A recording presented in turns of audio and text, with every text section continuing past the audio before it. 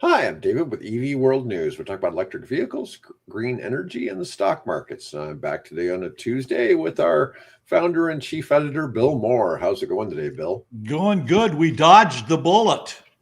We did. Yeah. Oh, the weather? Oh, the weather. Yeah. Yeah. I've been on so many calls with people. Oh, yeah, we had like several feet of snow. Yeah. Can't find our cars, but we had plenty of groceries. We got about that much snow here.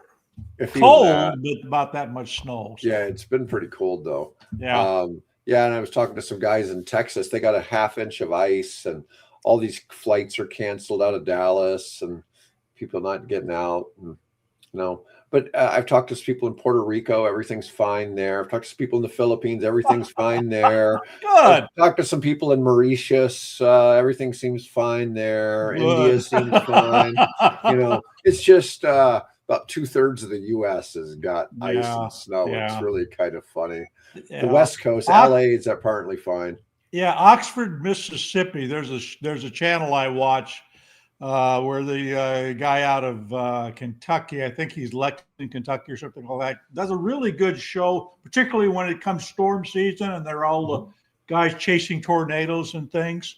And Ryan Hall is his name. Y'all is the channel, and he was showing, the ice like that thick on trees down in Oxford, Mississippi, of all places. Yeah, I remember when I lived in Memphis, we had a bad ice storm one time, and it took down, not just trees, it took down power lines, and so there was hundreds of thousands without power. I think Nashville still has like 200,000 homes without power. Probably. Wouldn't surprise me. It's pretty shocking how much, you really realize how different life is and it's eerie. It's eerie to go outside when there's no power because there's no sound. Power. Yeah. There's no sounds going on. Nobody's driving around in an ice storm, and all of a sudden the world is just silent. Yep. It's very different.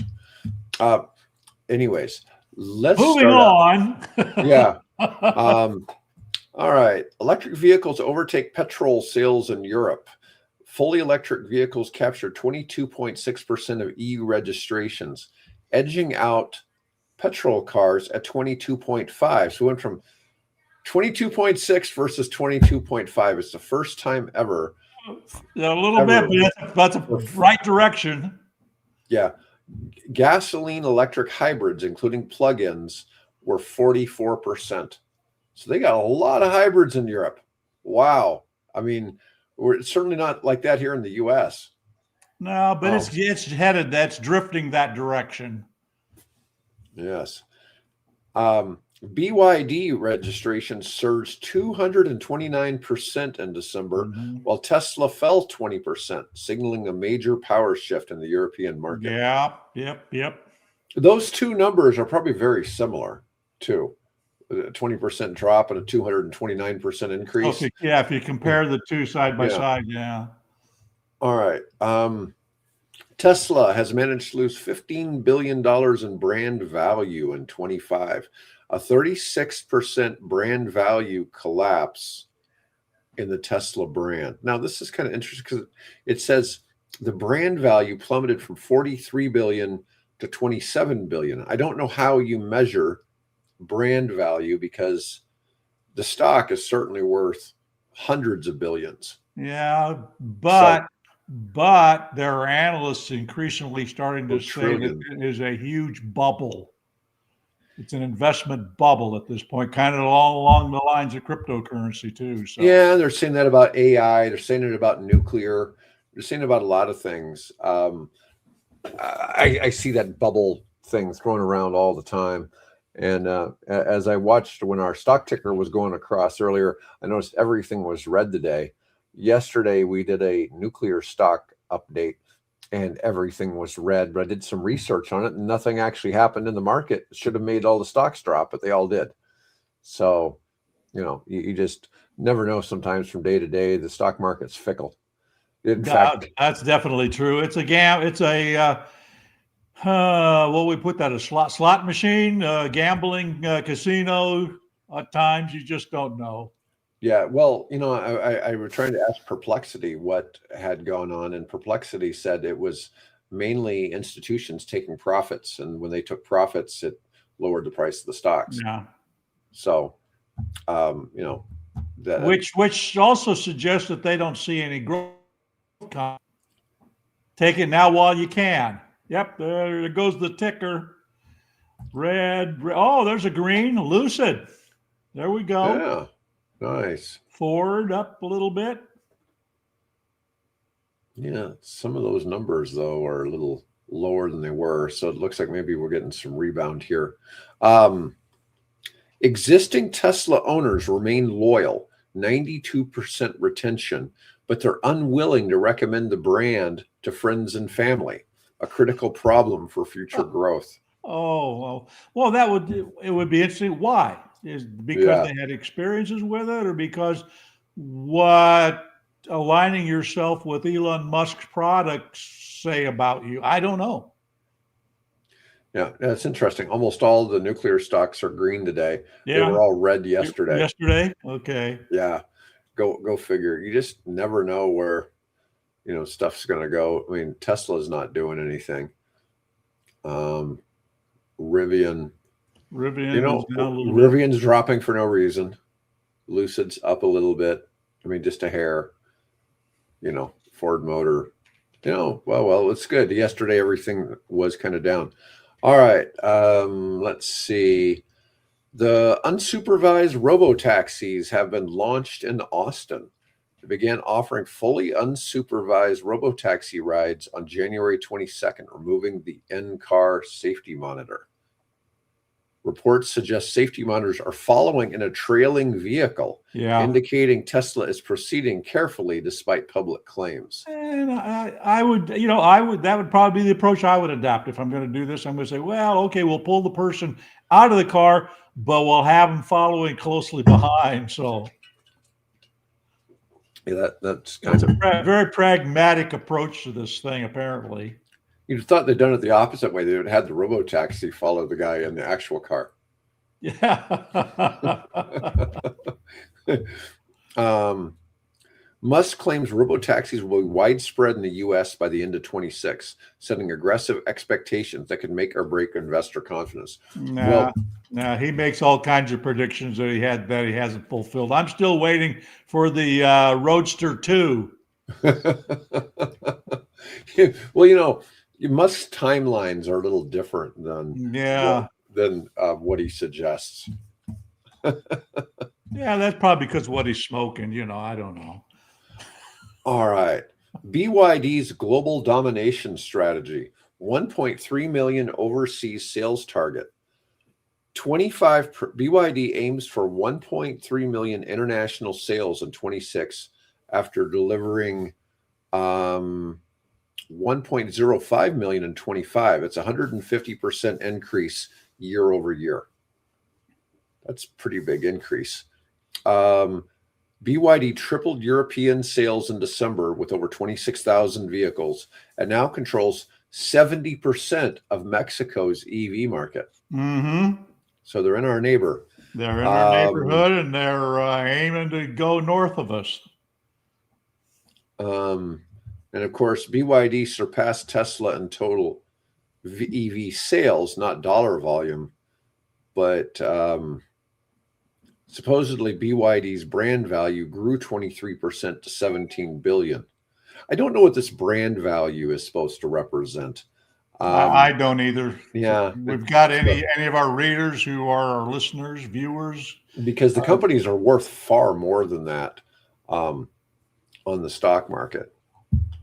Let's see. While we're speaking of BYD here, I just saw a posting over the weekend that Berkshire has sold out all of their remaining shares into BYD now. Which is surprising, but I guess, they didn't want to be in, Chinese. Whatever. I don't know. It's a volatile market for sure. Let's see here. So we were saying the other day there was 30 new EV models. That number has grown to 32 new EV models for 26. That's amazing. Yes. These vehicles are designed to succeed without federal tax credits, with starting prices under $35,000, including the Nissan Leaf, the Hyundai Kona Electric, and the Chevy Equinox EV. And a flood of off-lease EVs will hit dealers in 26, driving down used EV prices significantly and creating a buyer's market. That's how I got my first EV. All right. And of course, that being said, we'll probably want to talk about the Bolt and the short life of the Bolt. You heard about that? Mm-mm. Okay, they're bringing back the Chevrolet Bolt by popular demand. The only problem is that they're only going to produce them for about 18 months. And then they're no longer going to manufacture them. From what I understand, they're manufacturing them down in Kansas City, just 200 miles south of us. And they're going to stop manufacturing them there and bring over shift it over to a Buick. I think it's a Buick SUV that they're going to be manufacturing. Of course, the question now is that the end of the Bolt? Are they not going to make them anymore? Or are they planning on shifting production to another facility? Or are they just simply going to, come up with a brand new model? Because the current model is sort of a, rehash of the upcoming model is kind of a rehash of the current model, which I love. Yeah, it'd be interesting to see. The Equinox is doing really well for them. So, so maybe they'll just decide. Maybe they don't need it. Pardon? Maybe they don't need the Bolt. Yeah, that's what I'm saying. Maybe they just figured they don't need the car. So, it's I've enjoyed having it and continue to enjoy having it. But yeah, let's see what happens. But short lived of it, and maybe they'll bring that brand name back in some other shape or form, maybe. We'll bring it back as a hydrogen car. Yeah. Well, no, they're not going to. Yeah, they're not going to do that. They've given that a spin. That's been basically going nowhere for any of the car makers. Yeah, maybe it'll come with some kind of anti-gravity vehicle. Yeah, there we go. Yeah. All right. Global energy storage capacity this is globally, 100 gigawatts, with grid forming systems becoming essential for grid stability.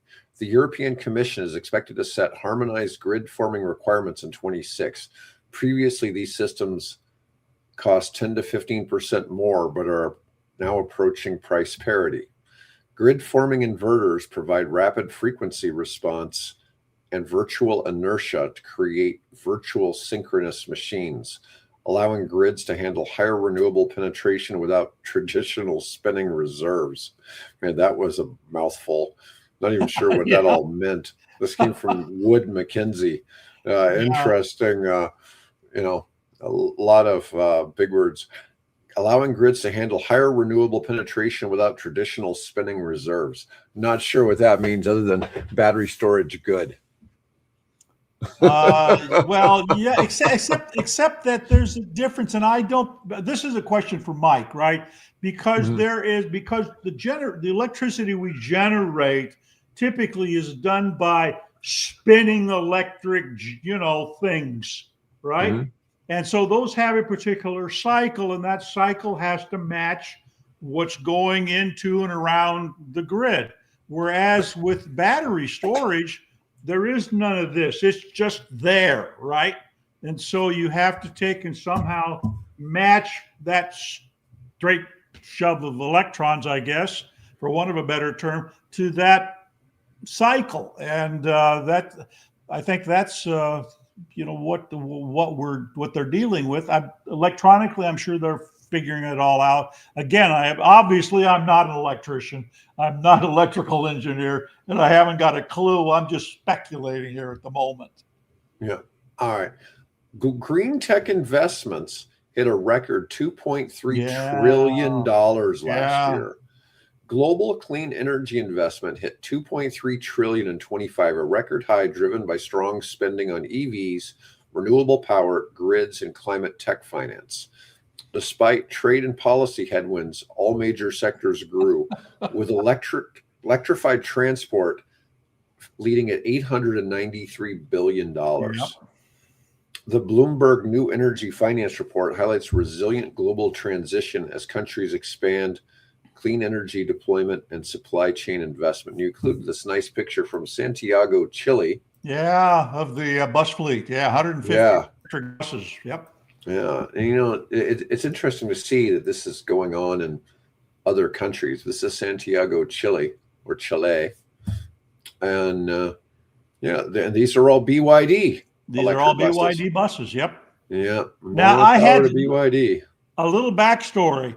There was another photo very similar to this that I had originally posted, that after I got to looking at it a little bit more closely and investigating the source of the photo, it was not actually the Santiago bus fleet, but it was in fact from 2018 in the Schiphol, I think that's correct, airport electric bus fleet in the Netherlands. And so I thought, wow. So Netherlands has been ahead of the curve on this thing since 2018. And now we've got Santiago, Chile, that is coming in and following their lead. So 1.2 trillion of that poured into renewable energy and power grids. Most of it was strong growth in Asia and Europe. Despite huge amounts of capital flowing in, global renewable energy investment actually dropped 9.5% year over year in 25 as China's regulatory reform dampened activity in the world's largest market. And it's hard to fathom. So while China and India are the two great polluters, they also are, kind of leading in the implementation of green tech. The interesting is I posted in the RS stream an article that speculates, will India become the very first, I think the term is electro state, so that their transport and their grid is going to be predominantly electric powered. Now, some of that obviously is going to be coming from coal generation. But there's a facility, a solar, I think it's the world's largest solar and renewable energy plant, maybe in Northwest India. It goes on for miles and miles. It's amazing. That sounds like an Adani project. Very possibly. Oh, yeah. then we have to talk about. Oh, I think you already highlighted that in one of your in the comment, where I wondered about this solar plant along the Nile. Oh, I haven't talked about the Nile. Oh, okay. So there was an article about Egypt. I think something like the effect where the U.S. had decided to basically drop producing renewable energy, solar panels and wind turbines and things like that because of the current crazy administration. That's being picked up by Egypt. Egypt? What? And it turns out that there are several plants, there's solar powered plants that are going into Egypt. And one of those happens to be located down near the Aswan Dam area in Upper Egypt. It's always confusing what's upper and lower. But in Upper Egypt, to the south of down near, Somali and that area. And so the photograph that it was using to illustrate it was this really neatly laid out thing with these beautiful panels decorated kind of, set up in sort of a diamond pattern. And I thought, wow, that is really cool. So I used that image, and then I got to think, wait a minute now, this doesn't look right. It looks like it's AI generated. And of course, when the article or the AI gave me a latitude and longitude of where this place was located. And so I thought, well, go on Google Earth and put in the latitude and longitude. Nothing like what that illustration was showing. It was the thing that it's huge. It's 3 miles across from one side to the other, and from north to south, it's 4 miles long. It's huge. It's like 17 square miles of solar. Damn. That's It's huge, but it's not this fancy. It's 10 miles to the west of the Nile River. It doesn't look anything fancy like what that illustration was. So I had to go in and correct it. But that was interesting, and found out there's some seriously sized solar in the nation of Egypt, which I think is fantastic with all the sun they've got. Absolutely. Mm-hmm. Solar is so much cheaper to do in the rest of the world than it is in the US. And so you see, like Pakistan has lots of little microgrids because of solar, where they don't have regular access to electricity. Right. And so, people are getting solar panels, and people have cell phones that they charge off them. And this is, I think part of this whole growth is because of cell phones. When you think about it, because there was no grid, how do you charge your cell phone? Right? Cell phone is for most of the world, that's your window to the world. You bank through it. You communicate with family through it. You get news, information, entertainment through it. But if you don't have any electricity to charge it, if there's no grid, if there's no outlet near you, how do you do that? And so that began to transpire into building, as you say, microgrids to just simply charge phones. And so I think the one kind of led to the other. So we have phone networks in many of these countries that are not landline based. They didn't have to lay lines and cables and things like that. It's all it's all wireless cell phone types. And of course, then that led to the development of these microgrids that give people lights at night and power for their phones. So the Asia Pacific region, led by China, India, and Japan, was responsible for about half of all global spending on energy. But I mean, to be realistic, the Asia Pacific region, Asia has what, almost half the world's population? Oh yeah, easily. Between India and China. And Indonesia. Yep. It's all pretty big.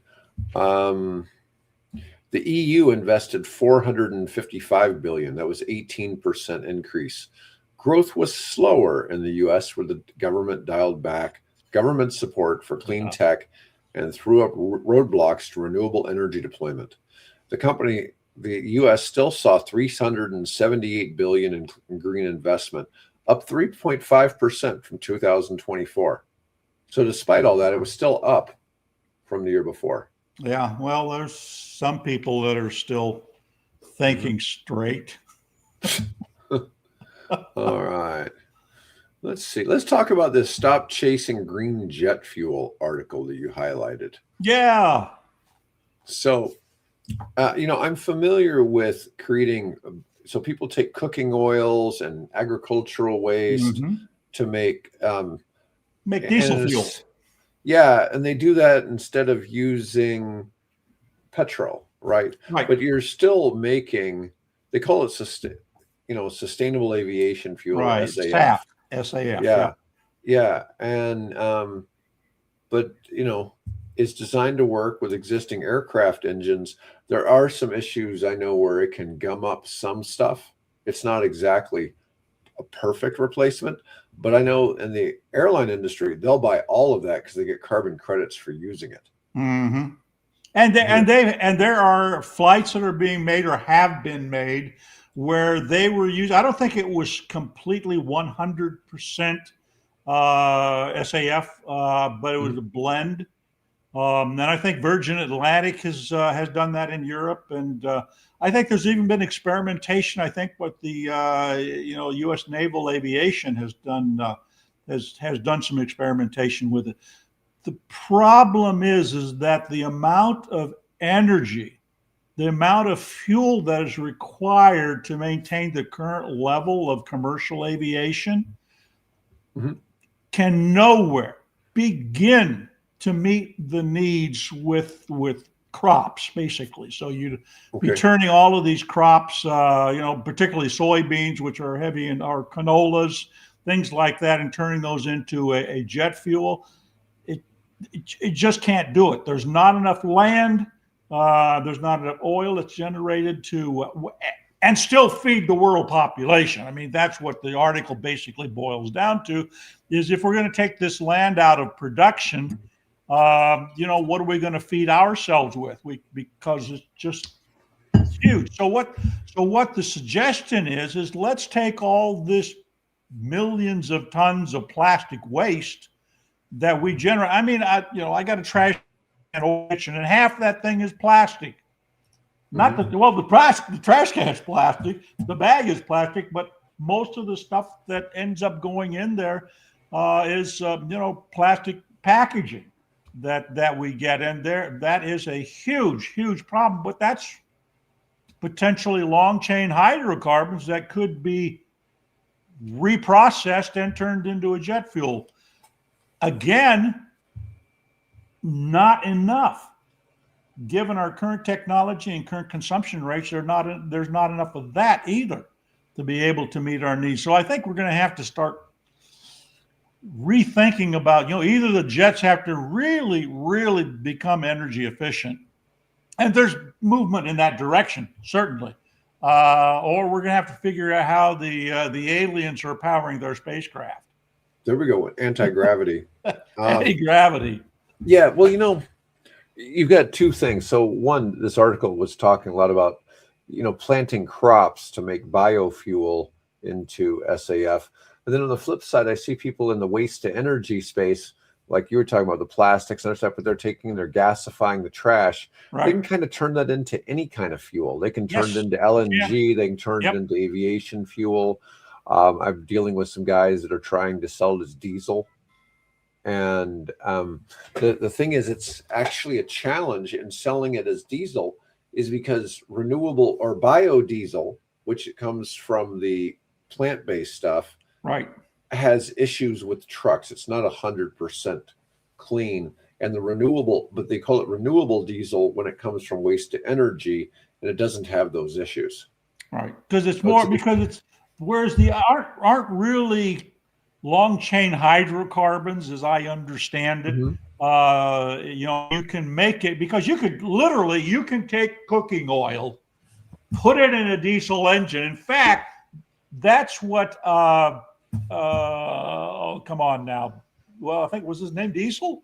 Anyway, the German inventor of the diesel engine, that's what he was running. He was running vegetable oil. I think it was peanut oil or something in his engine. And then, of course, we began to find more and more of the petroleum, and that could be refined into something that the engine found more acceptable. But originally, they were using vegetable oil to run diesel engines. So you could do that. I had a friend of mine who was living. He was down in Louisiana, I think, and he drove up to Omaha in a truck, a diesel-powered truck. I think it was a Ram something or another. Came up here on, I think it was French fry. No, it was I think a processed catfish oil or something like that. And he said, "Come out and smell my exhaust." And it smelled like McDonald's French fries. Maybe it's peanut oil. I don't know. Yeah. So you can use that, and people do that, but it's still, given the amount of, I think in the article, the editor's exclusive that I wrote in this, it talks about the amount of oil that we need. I'm going to go down and take a look at it, just refresh my own memory. Yep, punch that. And I think it's something like, there we go.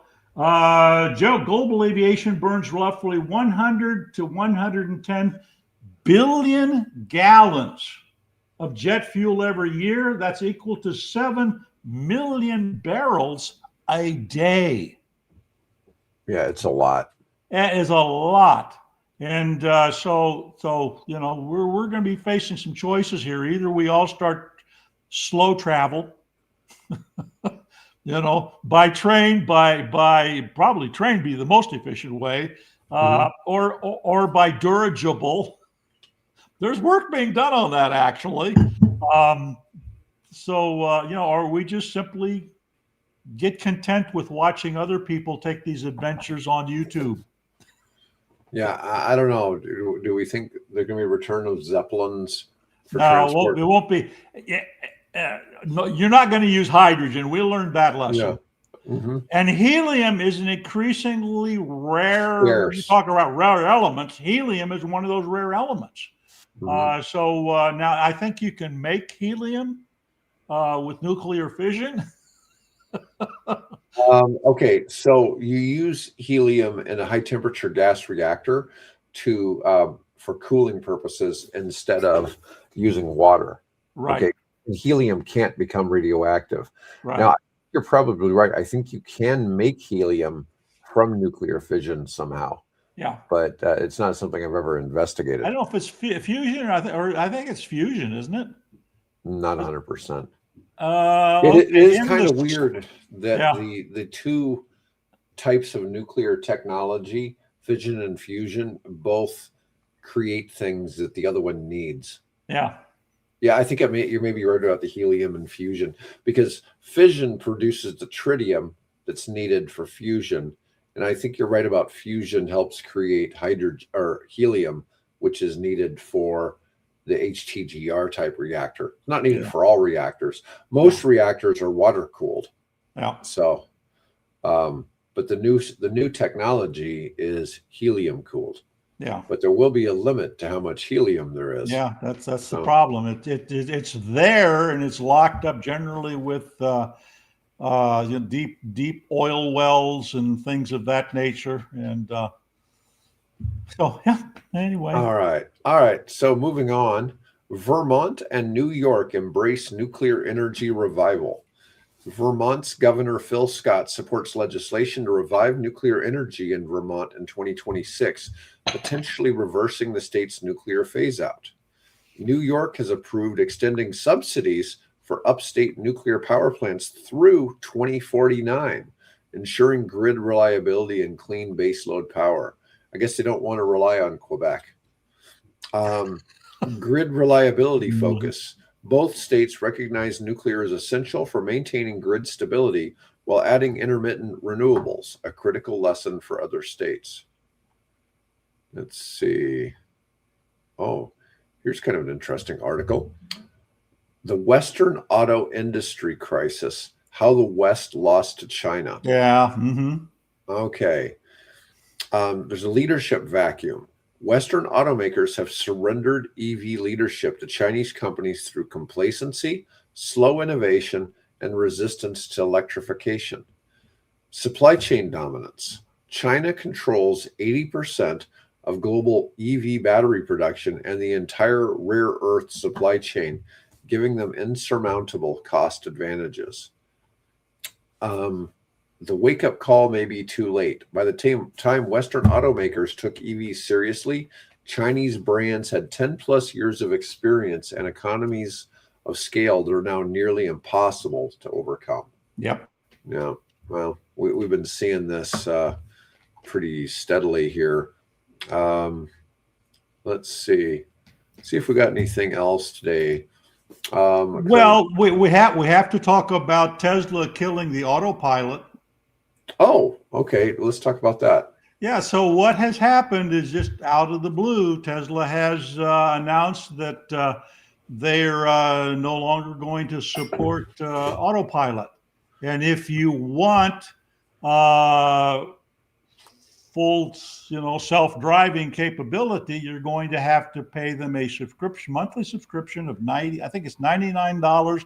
Although I think there's a special deal like 45 or something like that dollars for a limited time, I gather. But yeah, they're going to completely. You want the full self-driving or whatever it's called these days? You have to buy it on a subscription basis, or I think there's an alternative where you can get it for $8,000. Well, it was 10 to 12. Yeah. But basically, the folks that had the ability, when you bought a Tesla, you could turn on and, have it keep lane changing or, whatever it does. That's apparently no longer available now.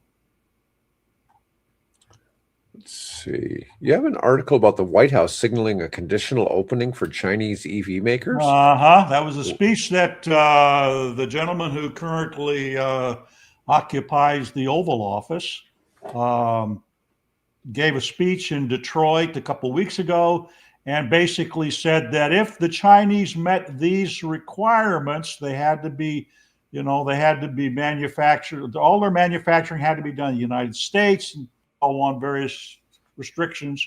That he would consider allowing that to happen. If they made them in the U.S. If they made them in the U.S., yeah. And at the same time, the Carney government up in Canada has opened discussions with China to reduce their own tariff on Chinese automobiles, which I think we discussed that last week. That would possibly open the door for at least our Canadian brothers to the north to be able to obviously get Volvos and BYD, Neos and Teslas even, although they can get them from the U.S. if they. So I don't know what's happening there, but yeah, they're slowly but surely they're getting encroaching, and at some point we're going to see cars. We probably won't see them for $11,000. The BYD Seal or Seagull or whatever. We won't see them for that, but we'll certainly see them I would imagine, probably in the low 20s. Yeah. Well, they'll be cheap. They'll be cheap. I mean, the whole Canada thing, they're limiting it for 49,000 vehicles a year. Right. But still, it's a considerable amount. But at the same time, then the Oval Office occupant, who I am referring to increasingly as SOM, S-O-M, I won't go into why I call it, but anyway, just saying if Canada does a deal with the Chinese, he's going to increase the tariffs on Canadian goods by 100%. Well, you just never know. You never never know where that's going to go.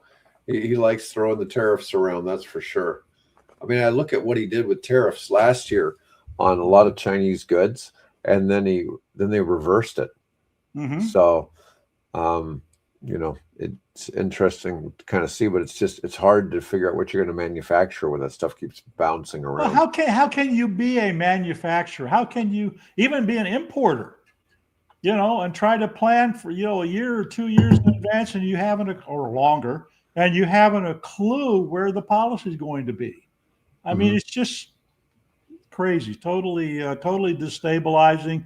In fact, you're starting to see more and more headlines about the fact that, one discussion that I was listening to, that the U.S. is now becoming on the verge of becoming a pariah nation because of what we are doing to the world order. So, I don't know. I'm not happy with what's going on. Well, anyways, that's all of our stories for today. So positive note. Yeah. All right. Well, folks, for anybody wondering, I have an eye infection, and so one of my eyes looks a little jacked up right now. Now, we thought about having him wear a patch like a pirate, but then, that might be a little too distracting. So there we go. Anyways, folks, I'll be back tomorrow with Mike, and appreciate everybody tuning in and watching. Have a great day.